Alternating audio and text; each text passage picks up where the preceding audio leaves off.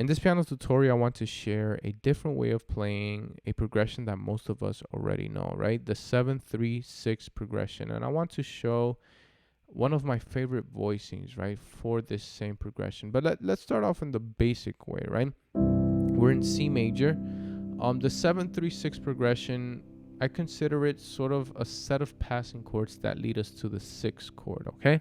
So usually when we play this 7-3-6, we play the 7 as an half diminished chord, right? Or minor 7 flat 5 chord, or even easier, a 2 or a 2 minor over a 7. That gives us this B minor 7 flat 5. Then for the 3, we play it as a dominant chord, but a trick that I've learned right throughout the years is simply moving this A down a half step and playing an E with our left hand, and that gives us this E7 flat 9 sound. We can add the 5th, right? And then for the 6, we simply play an A minor 7, which is a C major over the 6, right? Or a 1 over the 6. We can even add the B in there to give us this A minor 9 sound, right? So 7, 3, 6. And there's a bunch of different things we can do to these set chords to change the voicing as well. For example, let's say we start off on the 7. We can add this E flat to make it a B7 altered chord. And in this case, the B is sort of functioning as a secondary dominant that leads us to the 3, which then leads us to the 6, right? So 7, then we have the 3, and then the 6. All right, so 7. And then for the 3, we can also change up the voicing, right? We had this voicing right here. We can add the C, which is a sharp 5, right? And that gives us an E7 flat 9 sharp 5 sound, right? We can also move the F up to the G, which will give us in turn a sharp 9 sound, right? Right, and that voicing right there is probably one that you've heard before, right? Either in gospel or in jazz. Right, so there's a bunch of different things we can do to these voicings. Another example of a voicing for the 3 would be this one right here, right? An E augmented, which I consider most of the time as a, what do you call it? As a dominant chord almost. It can function as a dominant chord. We can add the 7th, and that gives us an E7 sharp 5, right? Or augmented 5. Right, so 7, 3, 6. Now for the 6, we can make it a, right? We had a minor 7, we made it a minor 9. We can also make it a minor 11 by adding the D, right? Something like this, or we can simply play it like this, right? Which is an A minor under a G major, right? Easy to memorize this way, G major over A minor, right? And if we use it within a song, never would have made it, right? Or never would have made it, or never would have made it. Right, now this chord right here, what is this? All I'm thinking about is the same thing as an A minor 11. I'm simply playing a G major under an A minor 7 or an A minor, right? In this case, it's an A9 sus4. Why? Because I'm not including the C. That may have been a mistake, but it tended to work out, right? We can use that as a substitution for A minor. So let's move on into my favorite voicing for this same progression, right? So we're still in C major. We would play something like this. Never would have made it. Right, so 7, 3, and then 6. Now, this voicing is a bit of a stretch, but I'm going to try to explain my thought process behind these chords.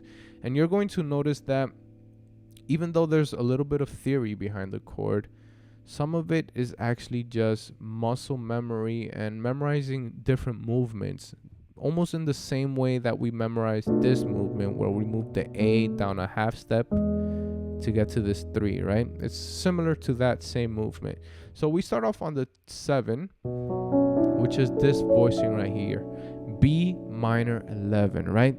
A simple way of playing a B minor 11 would be a B minor under an A major, right? We get this B minor 11 sound, but I'm voicing it in this way. So let's start off with my left hand. I'm playing a B, which is the root. And usually when we play chords with our left hand, right? Let's say we're playing B major, we tend to play either B major with the octave or we add the 5th, right? Just to fill up the chord a bit. But there's another note that we can add which actually doesn't change the quality of the chord. It doesn't make it minor or major, and it's the 9th or the 2nd, right? So I play the root, the 5th, and the 9th instead of the 8th, right? The 9th. So an example, in B major, this would sound like this as opposed to, right?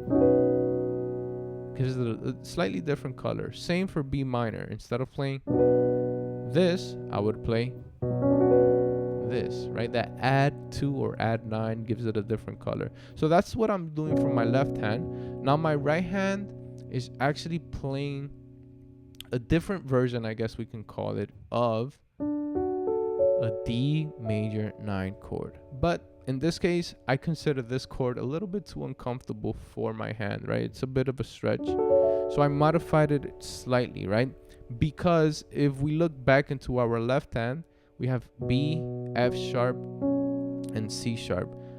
I decided to move this F sharp or remove it since we have it down here. So I'm simply going to replace it for an E, right? And that gives me a little bit more comfort for this chord right here. So instead of playing this chord, I'm going to play this chord right here. And it's typically or basically the same B minor 11 chord. So that's our first chord. Now our second chord is an E, right? But in the same way that we did this movement, going from D minor to this, right, where we move the A to A flat, we're going to sort of make a different version of that, where we move the A down to A flat, but we also move the C sharp down to C, okay?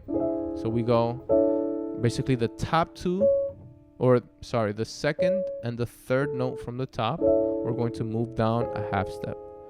And our left hand is going to go to E with the major third, okay? And that's going to give us an E 7 sharp 5 sound, right? Remember this chord that we did earlier? Same chord, just up here, okay? So we have 7, 3. In this case, I like playing it a little bit deeper, right? An E with the third up here. We can add the 5th as well for a little bit of more dissonance between the C and the E and the B, right?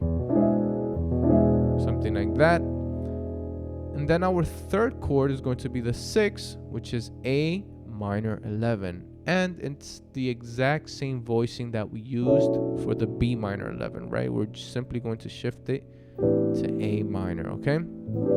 So in this case, the root, the 5th, and the 9th. The right hand is technically wants to play a C major 9, but instead we're playing this right here, right? We're removing the 3rd, bringing it down to the 9th, since we have the E down here, okay? So we have 7, 3, and then 6, okay? And if we use it within a song, never would have made it. And we can actually continue this, like let's say within the same song, bringing it down, right? Using this almost the same pattern, right? So we had 7, 3, 6. We can go to the 2 by simply moving the G and the B down a half step. And then our left hand is going to play the 2 with the major third. Almost the same pattern as going from the 7 to the 3. We're going from the 6 to the 2. To land us on the minor 5, right? It's almost like a 7, 3, 6 going, but starting on the 6, right? So 7, 3, 6. So within the song would be something like this. Never would have made it. Never would have made it. And then we do a 1 and then go to the 4, right? A bit of an extra lesson at the end of a lesson, right? So hopefully you were able to learn something new, and I get to see you guys in the next video.